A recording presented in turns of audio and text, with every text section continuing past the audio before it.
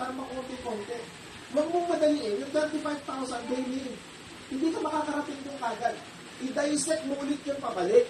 Umpisahan mo sa piso, sa 2 piso, sa 3 piso, sa 100, sa 200. Aabot din yan. Eh hindi. Ano nangyayari sa'yo? Ano nangyayari sa'yo? Kumita ka ng 1,000, tuwan-tuwa ka na eh. Kumita ka ng 2,000, sobrang saya mo na eh. Kumita ka ng 3,000, sobrang saya mo na, nagpapaparlor ka na. Araw-araw. Tama? Kumita ka ng 4,000, gusto mo na mag-shopping everyday. Teka, ito pala yung figure na dapat mong makuha, oh. Lagay natin hindi yan ang pangarap ko.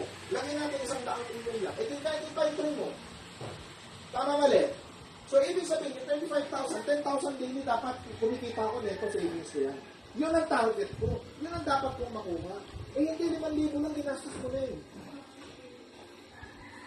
Nag-celebrate ka na eh.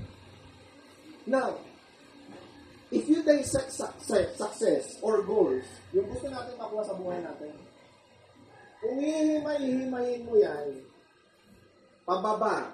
Ang tawag lang dyan, para makuha mo lahat yan, is you have to form what? New habits. Paulit-ulit namin sinasabi to. Simply because, kailangan yung wire ng utak mo, yung wiring ng utak mo, is nakadireksyon papunta dun sa gusto mong makuha sa buhay mo. Habits yan eh. Bakit kami hindi napapagod? Bakit tuloy-tuloy kami nagpo-provide ng value? It's simply because ang habit namin mag-provide ng value sa inyong lahat. Makatulong kami sa inyo. Makapag-provide kami ng magandang idea, magandang concept na po pwede makapagpalago sa negosyo mo. Ang problema kasi, masyado kang relax. Masyado kang easy. Masyado taking for, ay, may negosyo na ako, okay na ako. Mayaman na ako, meron na akong 2 million sa banko. Wow, 2 million. Meron akong 3 million eh. Meron akong 4 million. Mayaman na ako eh. May 10 million na ako, mayaman na ako.